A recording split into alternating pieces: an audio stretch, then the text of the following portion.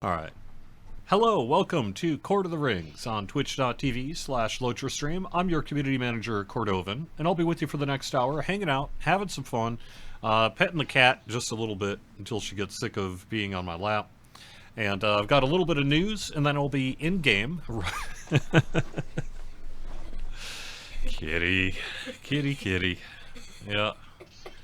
How am I supposed to get it's supposed to be a professional broadcast. Now, what do I got going on? Hello.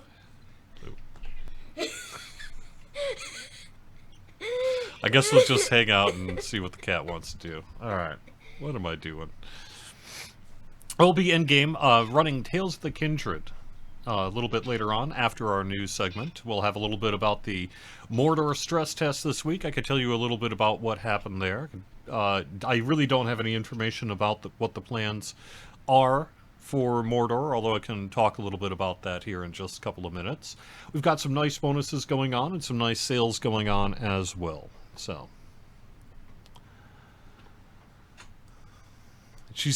my cat has decided that kind of the right side of my desk is now her spot, which is to sit and just stare at the human all day, except that it's also where I've got my webcam on top of a monitor there, so when she sits up, she's in the webcam. So that's why that's happening. Alright, let's get to some of the news here, and let me bring over my chat screen so I can see what's up.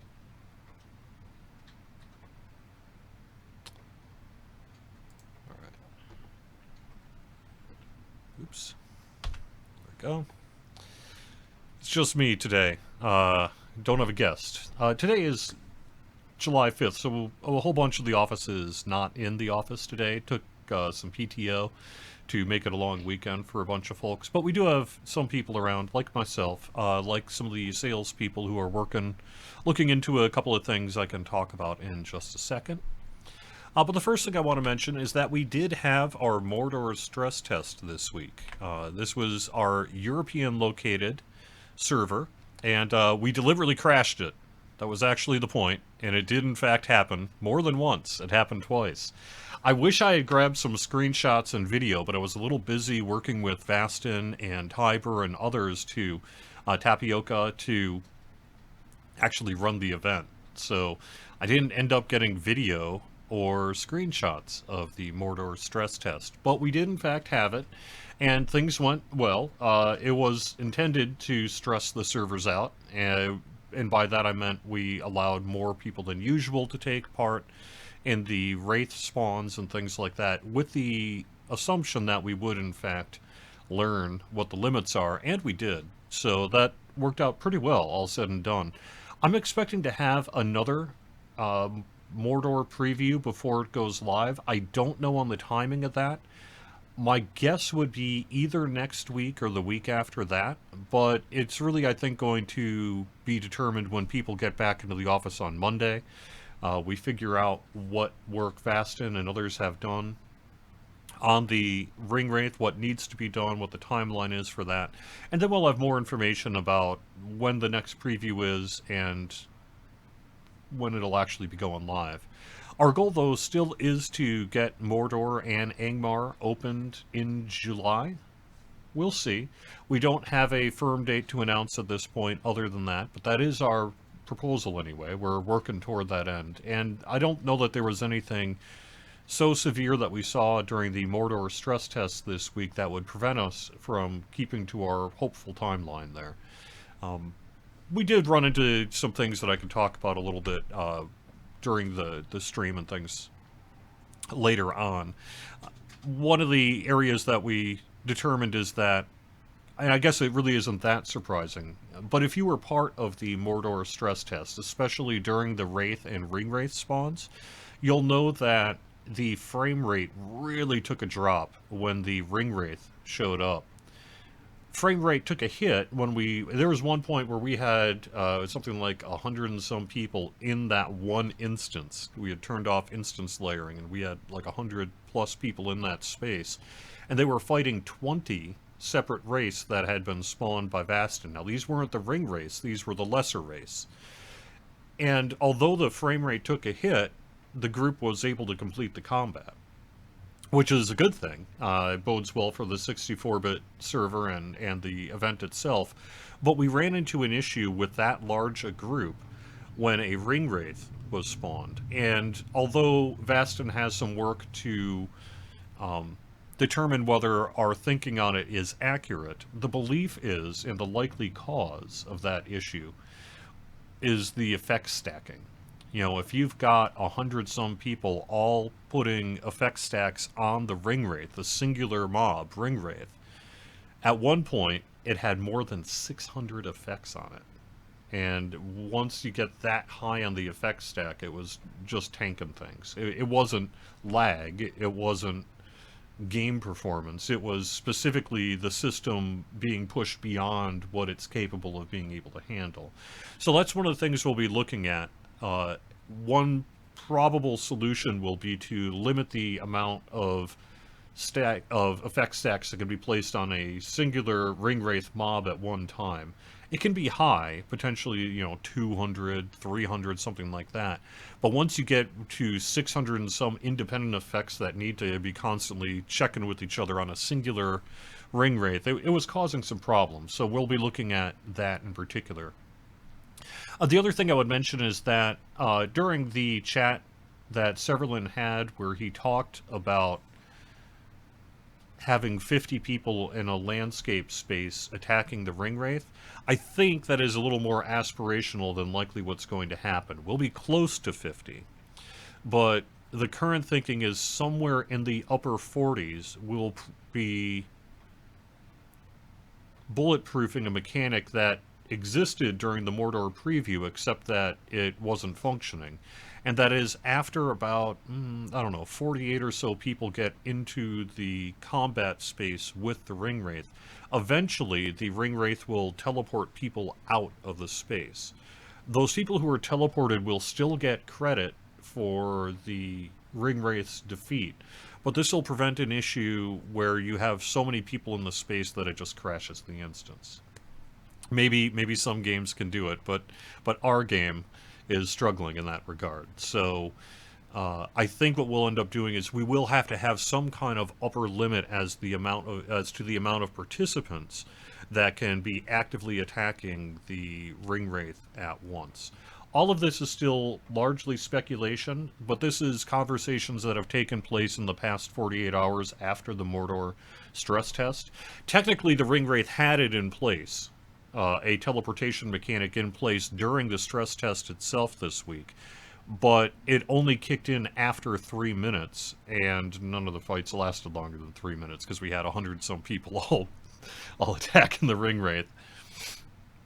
So there's some work that needs to be done before we're really ready to bring it out live, but we'll be doing that work, and then we'll presumably have another public preview of Mordor to see how it impacts things. That might be in a little bit more of a realistic rather than let's deliberately crash the server type environment. So that, I think, is really the main bits I had from the Mordor stress test, other than the player reports are very positive in regard to ping rate. No big surprise there. I mean, if you're pinging Europe from Germany, you're going to have a better ping rate than pinging New Jersey from Germany. That's just how it works, right? But we did in fact see that. I saw a lot of reports that ping was in the, like low 20s for people who are geolocated in Europe, as opposed to 120, 140 when trying to ping the United States. So that's all positive. And overall, I think people had a pretty good time with the Mordor stress test. It was cool to be able to hang out with players, have the players hang out with the developers, have Vastin in there, spawning wraiths and doing that sort of thing. So it was really cool. It was really cool. And I really do want to thank everyone who took time out of their day to take part in it.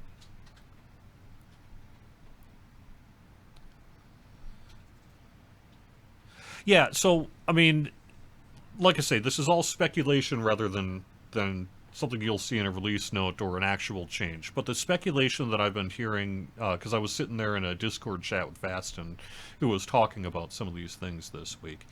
The general idea is that once you've tagged the ring wraith, even if you get teleported out, you'll get credit for it. Similar to the way it works in some other areas in Lotro.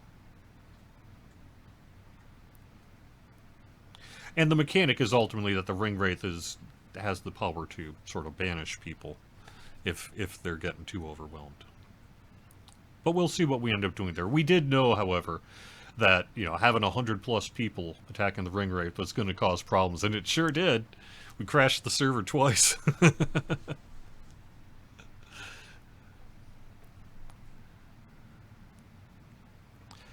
I don't know the lore side, Sam Burke, as to what the nomenclature is going to be for the lesser race, whether they will be called Karghouls or just, the kind of... In-game right now, during the stress test, I believe they were just called Wraiths, or something like that. They didn't have a specific sub-name. But I'll have to ask to see what we're going to do there.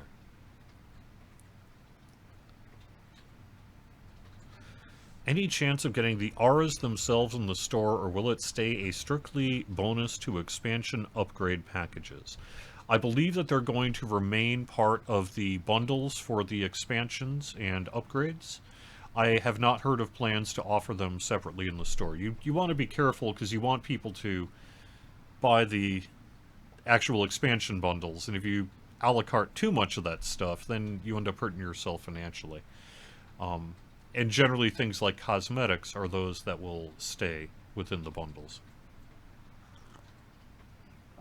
Are the new servers VIP only? They are.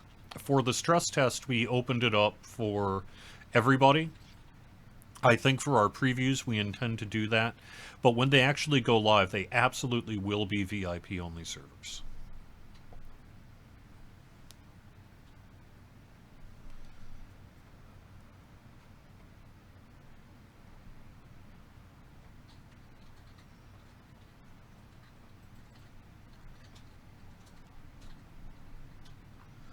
Alright, I'm just looking at chat.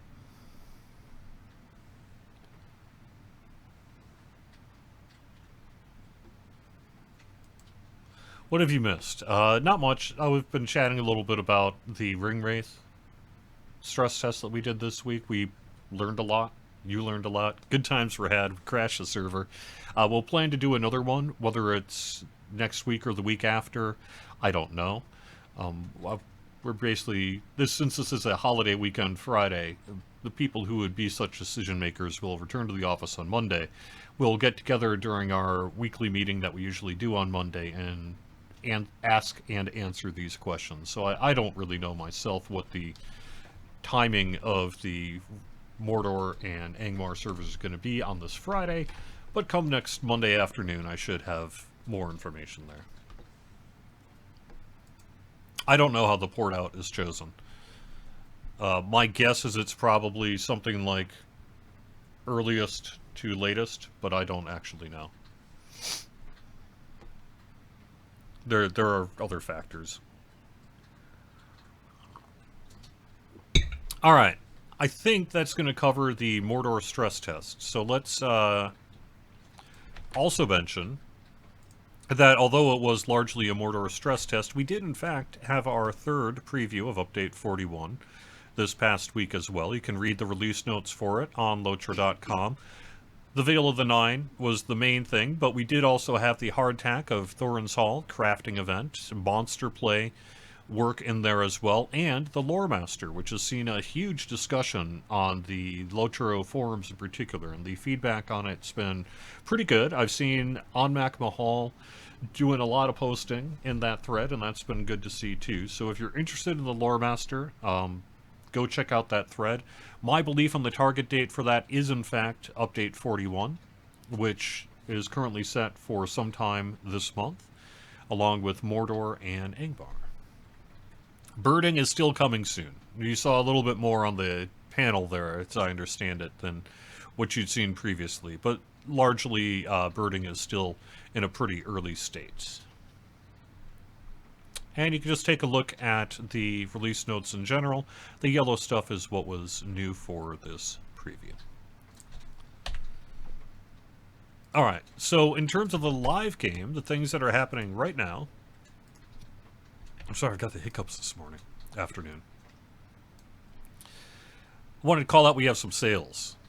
This is our final week of summer sales. 35% off account-wide mounts, 50% off plus 20% mount speed boosts, 75% off riding traits now through July 11th.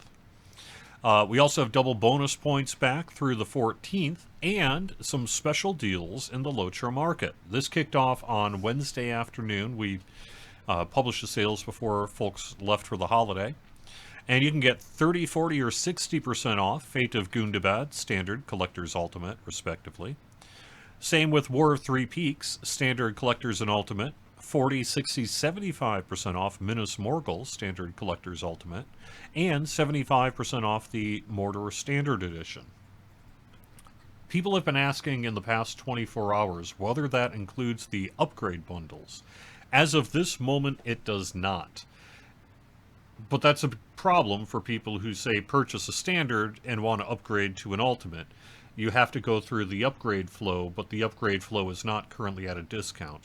The reason it's not at a discount is on Wednesday we ran into some issues trying to get the discount both applied and visible in the store. And so ultimately we had to run with, well, we didn't say the upgrades were on sale, so they're not on sale. But that's not really a solution for people who want to do this upgrade path. So we're doing some work this afternoon to see what we can do if we can get the upgrade paths on sale. We'll add that to the list and get those published. But as of this moment, there's a couple of problems. But among the problems is that they aren't displaying any kind of discounted price, even when we apply a discount to it. There's also no kind of saying, here's what the full price is, checked out, here's what the sale price is. So we're working with the Daybreak platform team right now to see what solutions might be out there. And if we can find a solution in time for the weekend, our intention is to try to get the upgrades on sale as well. But for now, they are not. So that's something to be aware of. For now, they are not. Finally, our weekly sale is the Prepare for Battle, and we do have free regeneration food with the coupon code NOTTATERS. One other quick sales thing I've noticed as well related to something that was brought up on the forums, and that is that currently the Whimsical Patrons coffer is showing at 35% off. It is not supposed to be on sale. So I guess I am telling you that the Whimsical Patrons coffer is unintentionally at 35% off right now, but it will probably get fixed. So you may wish to make a decision based on that information. And I've got the store team saying, what are you doing that for? Okay, well, I just did. Because it came up on the forums, and people were like, why is the Whimsical Patrons coffer on sale? And the answer is, it's not supposed to. But that doesn't mean you can't get it for 35% off if you jump on it right now. So there's that. Otherwise, we do have some stuff happening this weekend. We have got the Curator has returned. That is through July 11th, being shut off at 3 a.m. Eastern on July 12th. Also, 25% loot box embers and motes bonus. So if you're a loot box user, you'll get more embers and motes by 25%. That kicked off at 10 a.m. on Wednesday and runs through the 7th, being shut off at 3 a.m. Eastern on July 8th. And I think that is, that's the news. I would expect, I know we've had some fairly long downtimes of late, but unfortunately, and I'm sorry to say it, I think we're going to have another this next Wednesday. On July 10th, we've got a quarterly batch of work that needs to be done quarterly, and that quarter is July 10th. So I would expect a somewhat longer than usual downtime next Wednesday, exact time TBD. And then the other thing to bring up here for Wednesday, July 10th, is it's the final week of the Tales of the Kindred Week 8 unlock. So Belindor will be unlocked on July 10th, and that'll finish up our 8-week cycle of the Tales of the Kindred. For anyone who runs into it afterwards, you'll just be able to run all 8 parts. But I hope you've enjoyed the sort of episodic unlocking of this. It's something that we've been playing around with, and it seemed to go pretty well here with Tales of the Kindred. So, as long as you agree, maybe we'll do more of this sort of thing in the future. Alright. Let me swap over to the game. And we'll see where we're at in Tales of the Kindred. Now, because I had Orion on 1 week, and Orion did his, or Sev on also, and Orion also was on, 2 weeks prior to that, I'm a little behind on the Tales of the Kindred. I think I'm only in week 3 at this point. So, but that's fine. We've got a few weeks here that we can play this. And at the moment, I am speaking to Z Herix, Coltech's contact, and the dual car, the shadow market of Dil Irmes. The dual car is located southeast of Mechub Kulfar. So we're basically looking for information about Secta. Lower your voice. That name carries great weight here. Of course I know Secta. Everyone here does. Don't be a fool. The difference is I have information Coltech wants about Emarbo, Secta's right-hand man. Listen, I want to be a service to the Kindred and Coltech, but I have a problem. You see, this morning my ring was stolen by hoodlums. Can you believe it? I was going to ask Coltech for coin in exchange for this information, but you look like you can handle yourself in a fight, and that ring means more to me than a bag of coins. I was jumped to the east of here by the eastern market entrance. Give me my ring back. And I'll tell you what you want to hear. Or what I know.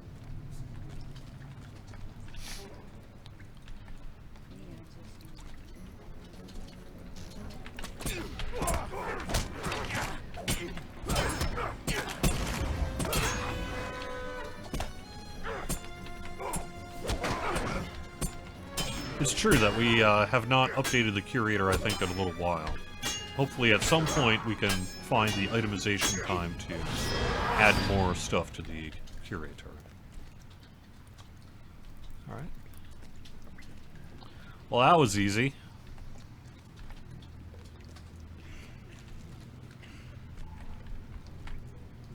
Do you have need of something?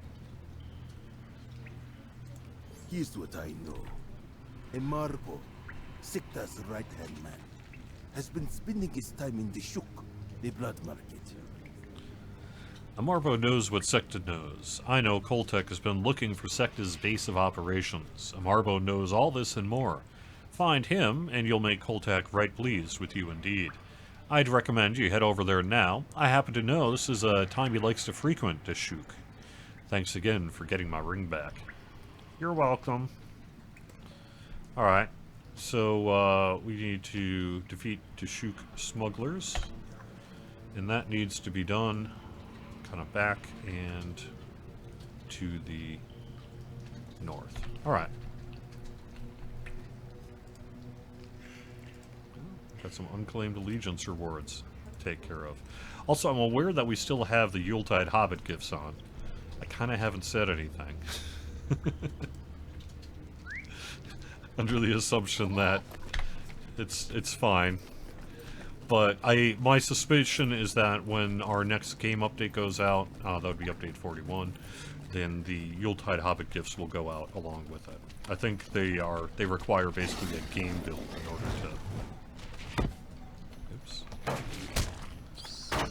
in order to correct.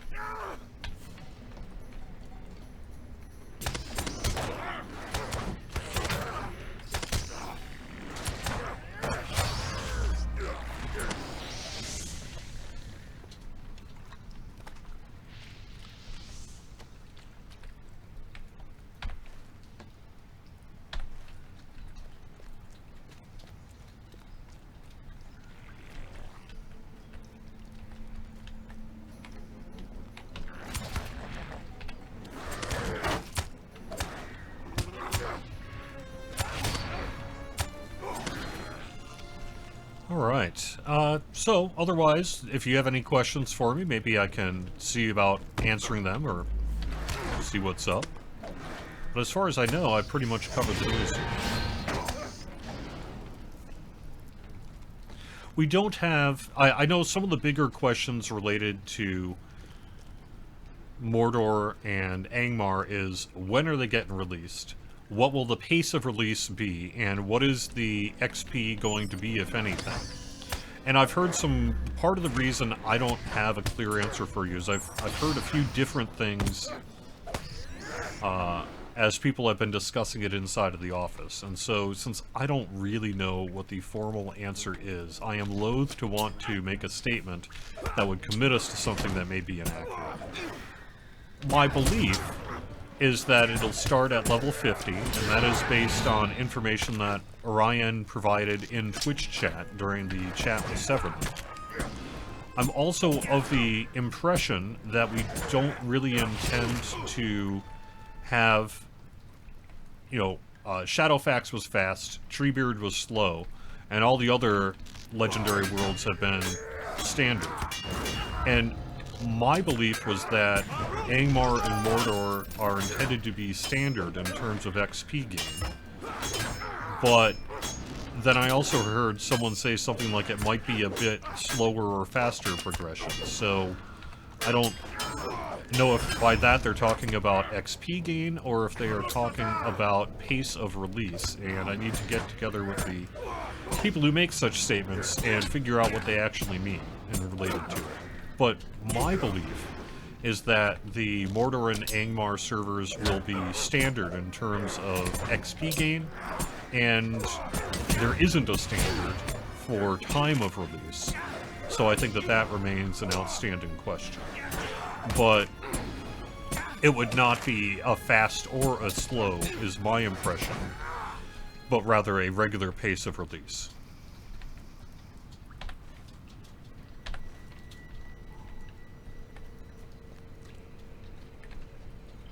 And I guess we'll see who ends up being right.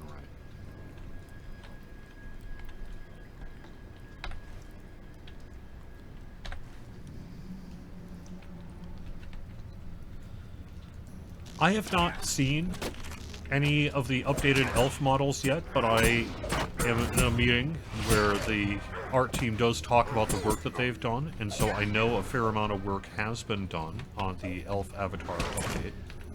I would expect to see that perhaps later this year, but I don't really have anything further that I can say about it today, because I just haven't really seen anything. I don't know what the timing of release will be, other than when it's ready, which isn't today.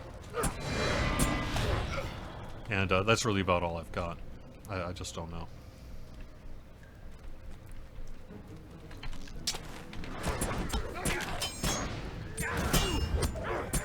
I also am not for sure what... Oh, you know what? There's a little bit of news.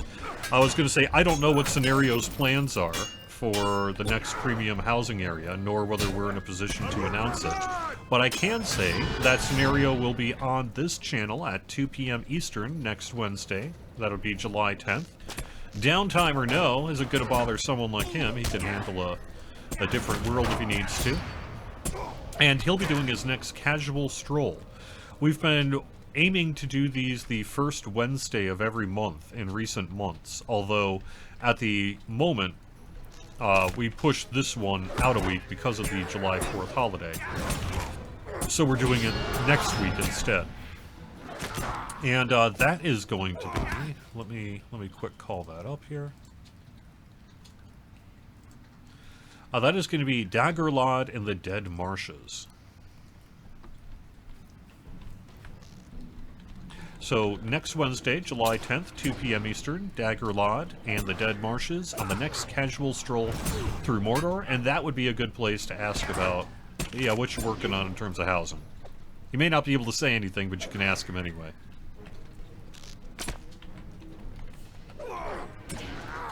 Are account-wide mounts supposed to be 35% off? Correct. Account-wide only mounts are supposed to be 35% off.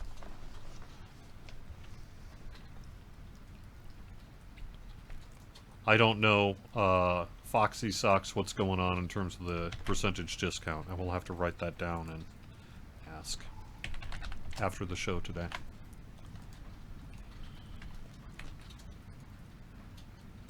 I yield. I am no fighter. I'll tell you what I know. Secta has an outpost not far from here to the south, from which his influence spreads throughout Umbar Mach. You can't get past the door without a key, though. The way is barred, and the keys are scarce and valuable. That is where you are likely to find him. That is all I know. And as long as I'm here, let's take care of that other smuggler captain.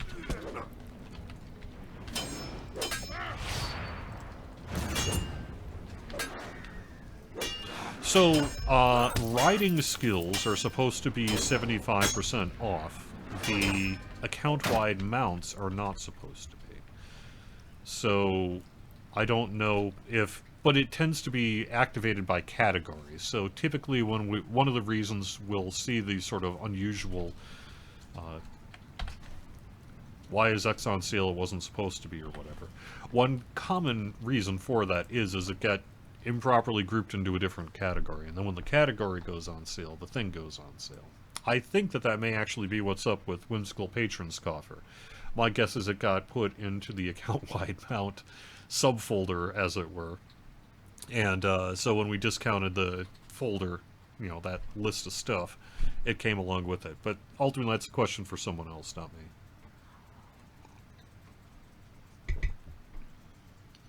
Also agreed, Journeyman riding at 75% off is a must-buy if you don't already have it. You get there faster, and it's cheap. Liren asks, question about the new servers, Angmar and Mordor. Is the team's work solely on the race feature, or does it go further to address content balance and fix known issues in these zones? In general, Legendary Worlds are the same worlds, because they're the same build, as every other game world. So it is unlikely that we're going to comprehensively fix every quality of life issue that there is by releasing these Legendary Worlds. There are times where, when the development team is in that space, especially as we unlock next progression, people will be like, all right, I got it. I've got an hour here. Let's solve issue X once and for all. So it does happen occasionally, but the intention is not to completely renovate all spaces as we go along. It's just not practical for what we can do. There's Bellendor, Koltek. Here we go. The way is barred, and the keys are scarce and quite valuable. I do so love a riddle. Where can I get a key, you should man? Go to Dark Sector. Even if you cannot gain access, we may yet learn more about this fear by examining the lock. Amarbo, if he's to be trusted at sword point, said it was quite close to Dishuk. South of it, that's the place to start. This is most pleasing news. Alright. I need to think more on the Umar. So, we're heading back to Delirmes.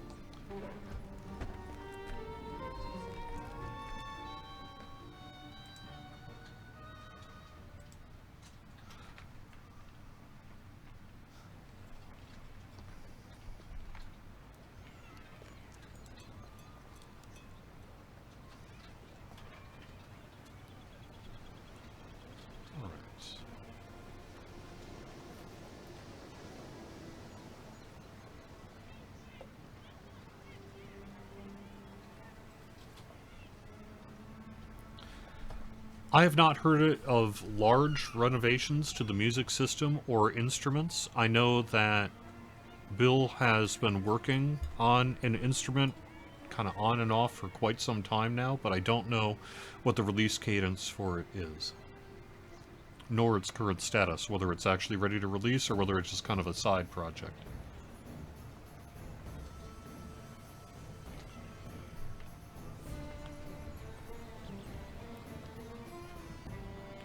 What is the bug in the Dungeons of Nerband instance in Mordor, Liren, 1986? I just don't know that one specifically.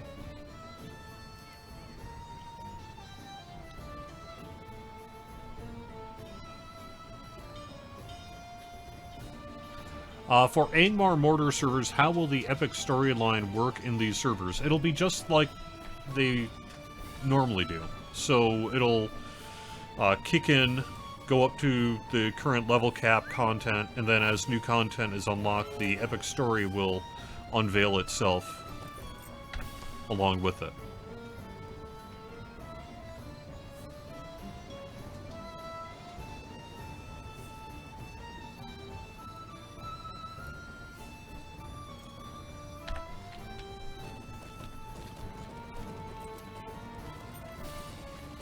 Angmar and Mordor are simply the names of the worlds. They're not indicative of any kind of specific content or anything like that. We had to pick a name. Those are the names we went with.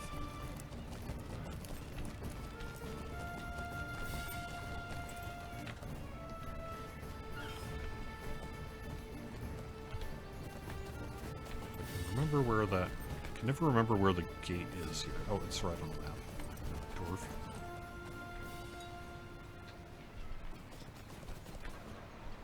Right.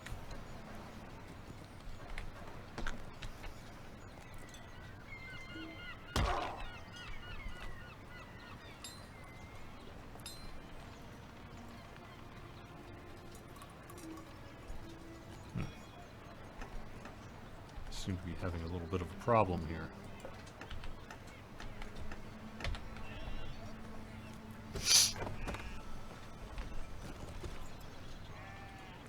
So it stinks about Weatherstock, but I always run into a problem attending Weatherstock because it always falls on a weekend I am out of town. I'd like to attend Weatherstock, but unless the Weatherstock wants to change its time and day to not be that time and day every year, I can't really attend it because I'm always busy that weekend. I have a yearly commitment.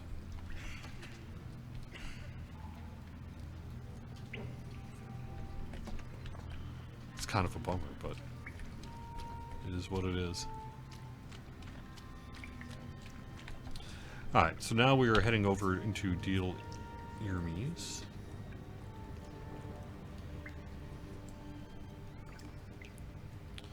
And so I need to get to something like...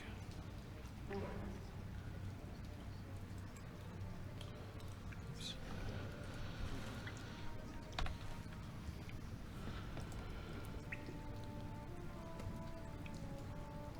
It's a little hard to see this.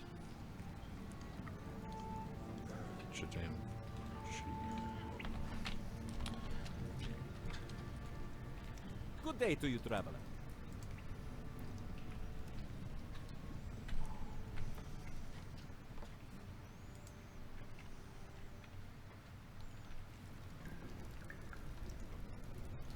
What is my favorite race in Middle-earth and why? I don't like to pick favorites, but I like dwarves. I think they're fun. I like hobbits. I think they're fun. I mean, a lot of them are good, but I'm gonna say personal preference, probably dwarf or hobbit. Probably hobbit.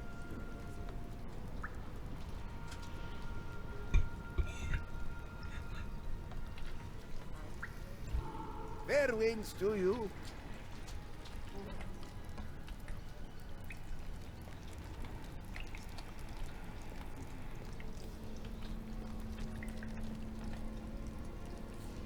Okay, these are the dailies. Where am I headed? I am headed to... Yeah. Oh, I actually should have gone to the other. Well, that's fine. Let me just do that then. So I'm actually going to the Doodle Car. May the seas be calm and the winds fair.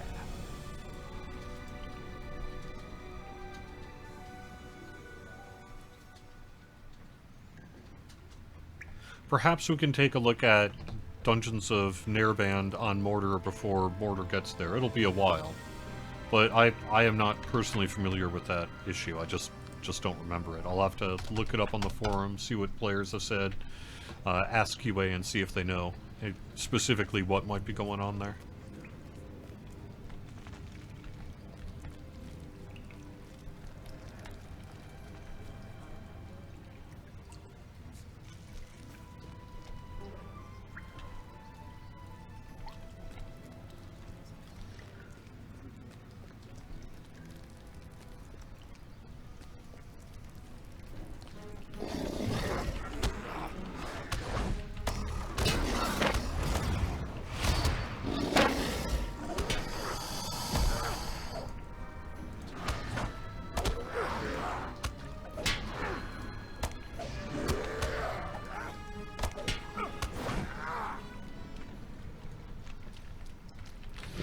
lot of crocodiles.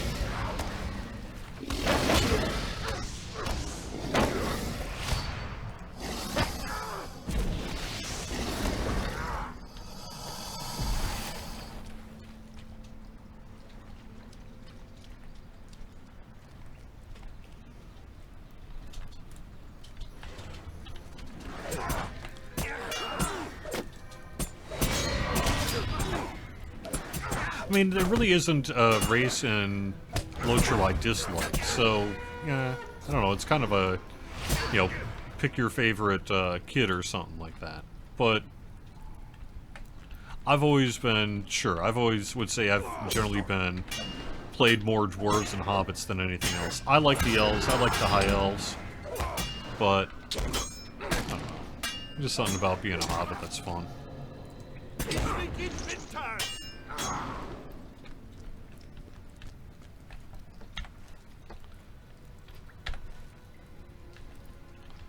So I am, in fact, going through this stuff. It's true. In my case, it would be an easy choice.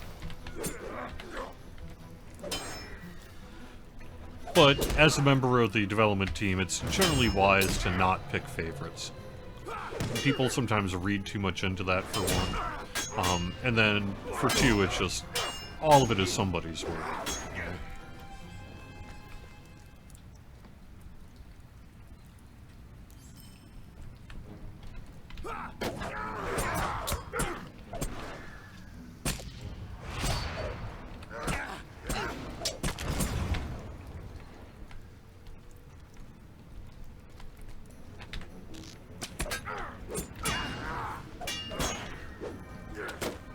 I don't know about Fort Delhausen. I don't know that one comes up a whole lot.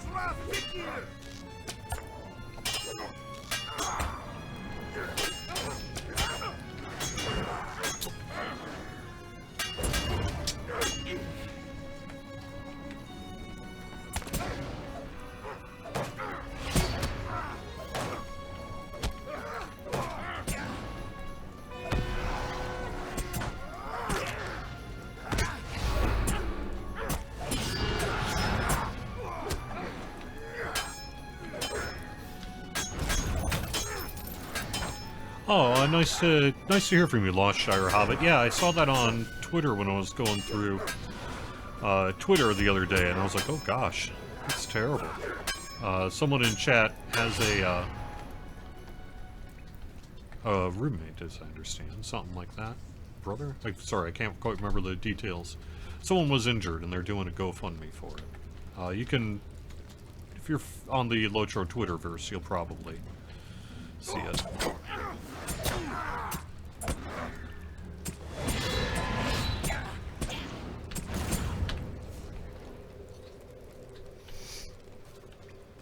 Okay, where am I headed? Oh, I went past it. Okay.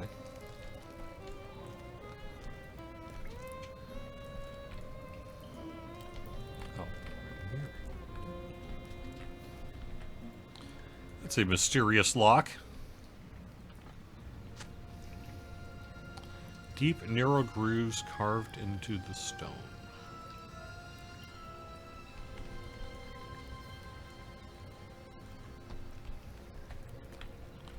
Alright, well, let's do that then.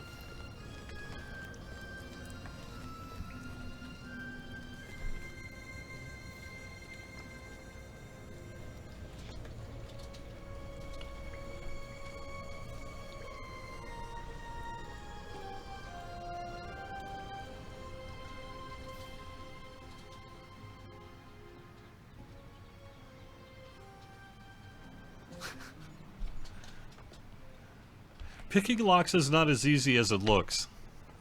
Gosh, I don't remember when I did it, but I got my son a lock-picking set for Christmas one year, because, you know,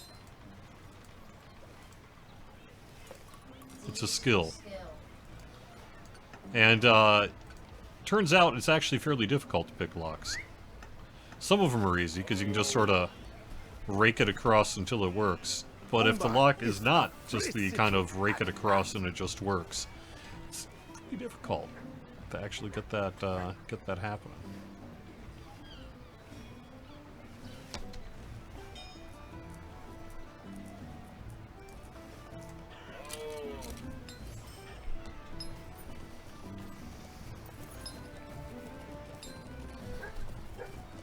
Except now I've got one of those fancy new cars where you don't even have... Well, there's technically a lock, but you have to remove a piece of the door handle to get to it.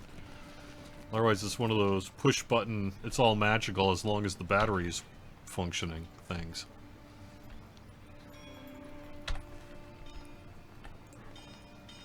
We're all dealing with future fancy locks these days.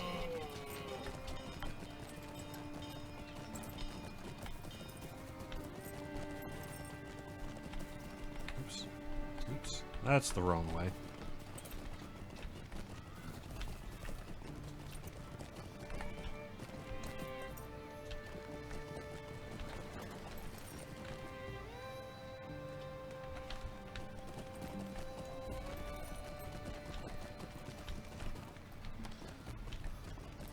Why? Yes, I do. I picked up a lockpicking training set that I got off Amazon. Why? Is that illegal in the US?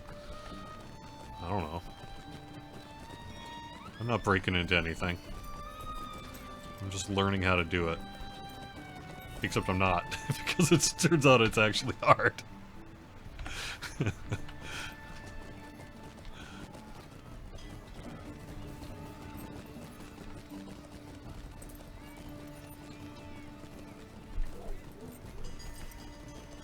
I get it off Amazon and it showed up at my door. It has to be legal, right?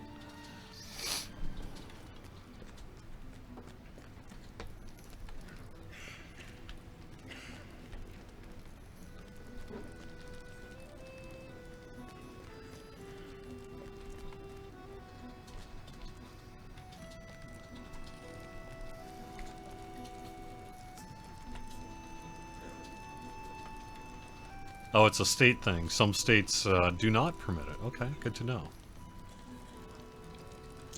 Yeah, basically just one of those little kits that comes with like a see-through plastic lock, kind of a cheap thing, that you can learn how different lockpick rakes and stuff work. Practice up on it. We found some of Secta's men guarding a door. No doubt there is something valuable or important to Secta hidden inside. We must find a way to open it. A series of deep, narrow cuts in the stone, you say? I can't think clearly here. Come, we must go to my house once more. We'll figure out how to open this door. And to do that, I need to think in peace.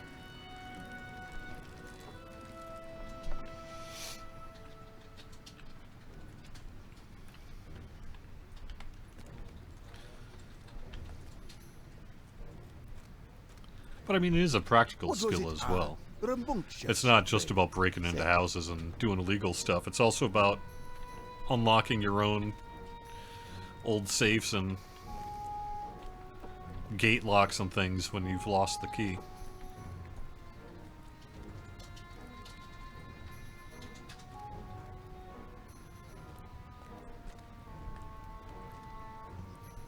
Oh yes, I have seen the lockpicking lawyer on YouTube. It's pretty good stuff.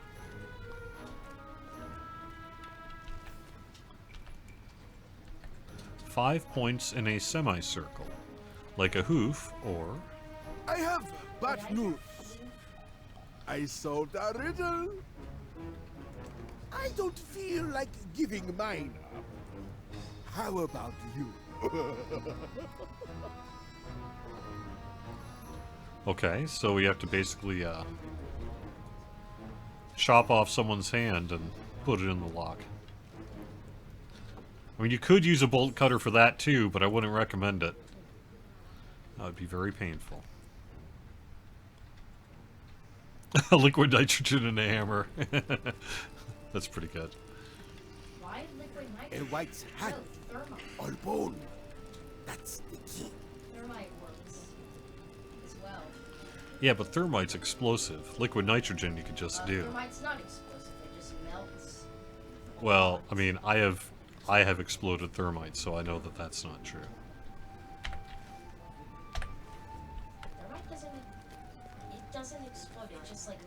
melts a lot and then like flies everywhere. That's the kind of explosion. My son is disputing my claims about thermite. It does. I wouldn't really call it an explosion.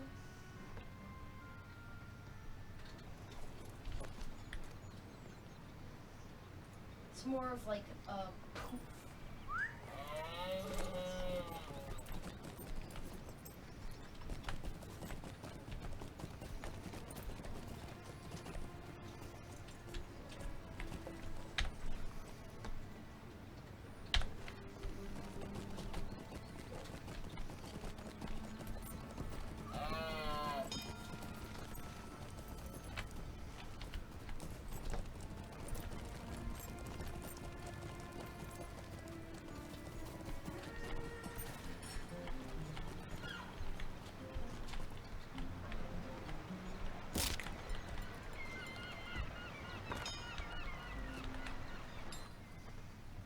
Yeah, the one time I had to call the lock picker to get into one of my old cars, I think it ran me about $300. It was a lot.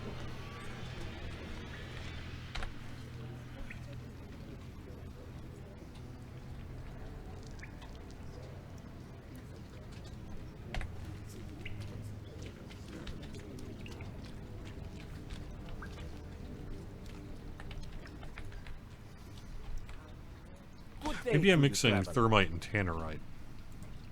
Yeah, I think that's Yeah. what it is.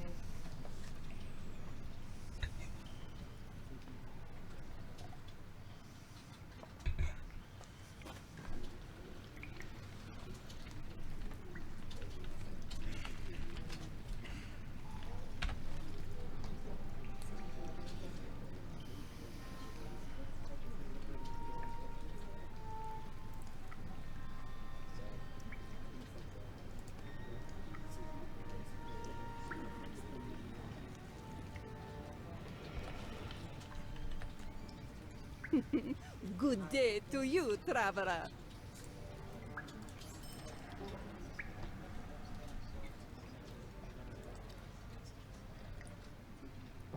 Office is just about empty for you, Farone? Yeah, for sure. To be honest, a bunch of people are not working today. They took PTO or whatever to take care of it. All right, so I need to just do other things. But I'm here because I am streaming for you today, and I had social media to schedule and some other things. So we are looking for a pristine Cryptwalker's hand by defeating Cryptwalkers.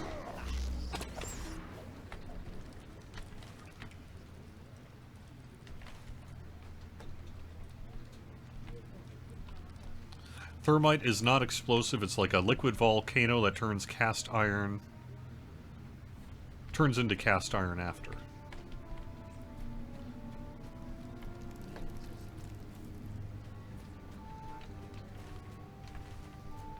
See, we're learning things. Today's an educational program on Twitch. Learning all about lockpicking and thermite.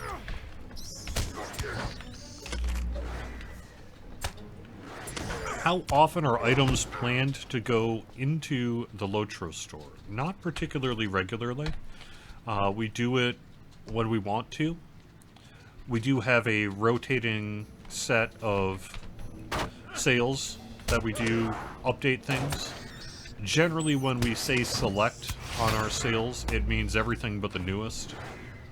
There are maybe a few exceptions to that, but in general, things that are newer tend to stay not on discount until such time that they no longer are the newer. But really, it matters as to what it is, how it's selling, what the goals are for the team, etc. It's a complicated subject in terms of what goes on sale when. But we don't have, say, like a policy per se of after 1 month it goes new, or after 6 months it goes new. It's a little more based on specifics than that. Also, where are you, Wraith? I'm not seeing a lot of Wraiths here.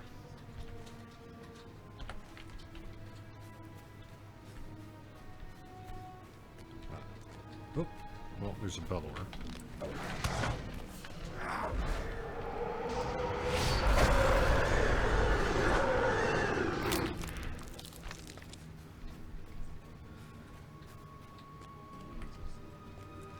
Just for the record, my son is correct. I am wrong. And yes, thermite is not explosive. I was confusing it with tannerite, which I have in fact exploded.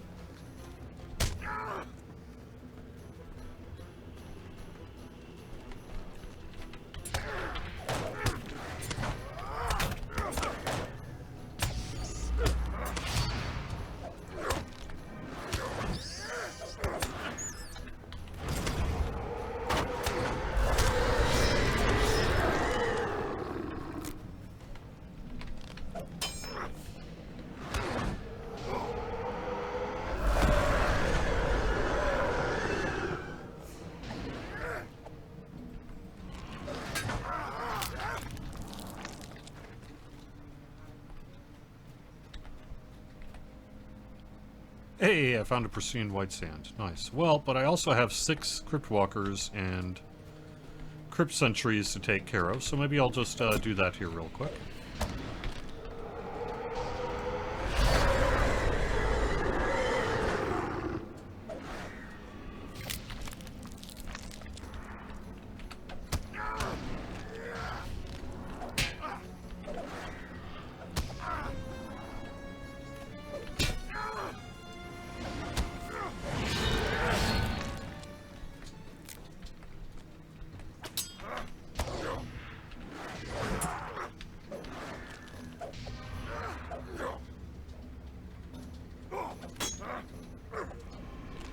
I've never heard of cordite. I'll have to look into that.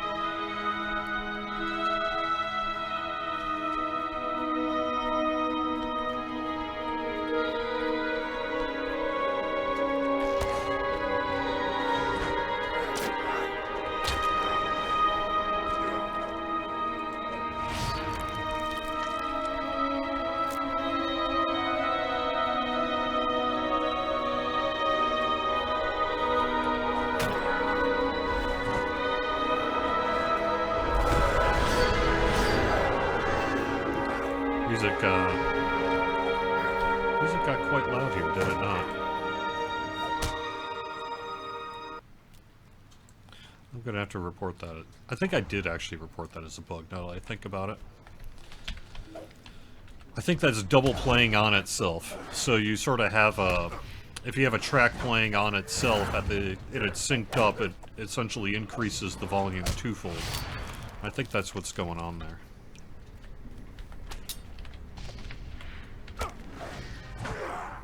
That's why it's so much louder than the regular music track.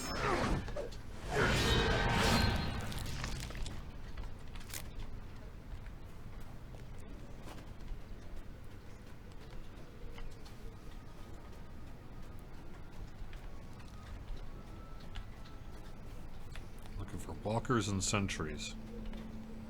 There's a sentry.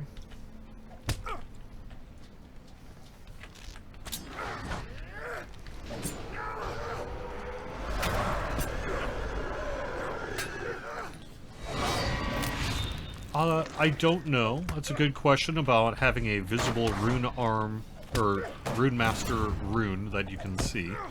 I imagine that's something that we could do. Because we certainly have offhand or main hand cosmetics. We have orbs in the other game. So I would think that depending on sort of what we went with in terms of what a rune specifically looked like, we could probably figure something out.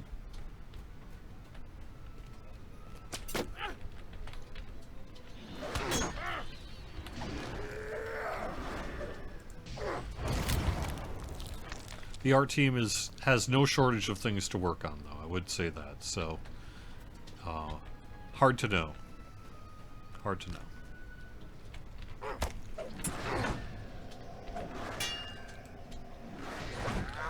I realize it's 1 o'clock here. I'll be wrapping things up in just a minute. I'm going to head on over to that doorway and then call it a sure.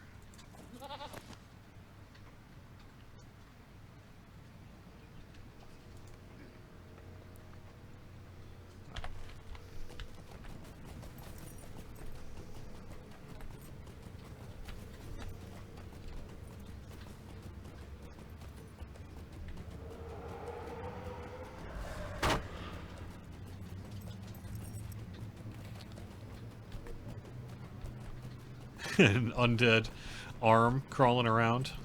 Oops. Bad. Bad. Where are you going? Oh, this way. Rank.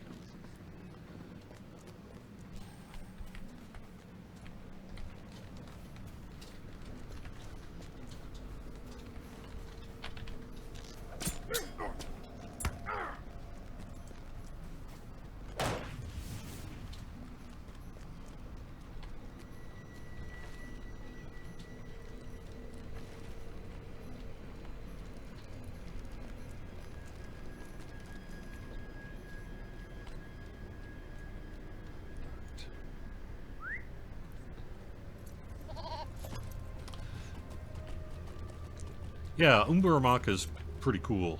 Alright, also, I'm going the wrong way. There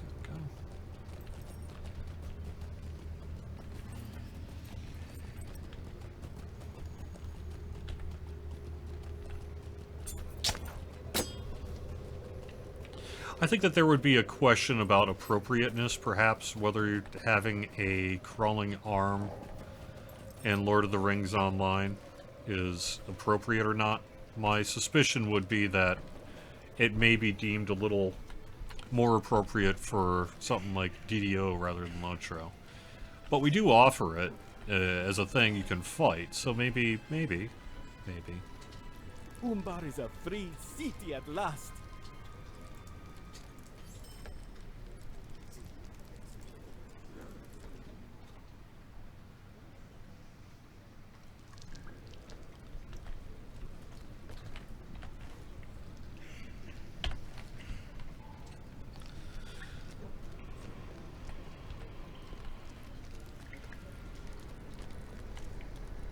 You know what? Actually, I'm going to stop here since we've got someone I could sell my stuff to and what have you, and it is 1:05, so we'll wrap up the show at this point. Thank you so much for watching Court of the Rings on twitch.tv/LotraStream. A reminder that we've got the next casual stroll through Middle-earth with Scenario next Wednesday at 2 p.m. Eastern, and I'll be back next Friday at noon Eastern right here on Twitch. If you're watching on YouTube, please consider giving the video a like. It helps us spread the word about Lord of the Rings Online to others and gets it in those home pages and things. And if you want to get these videos in your subscription feed, hit the subscribe button on YouTube. Also, hello YouTubians, nice to see you. Hope you have a great weekend in Lotro, and I will talk to you next week. Bye-bye.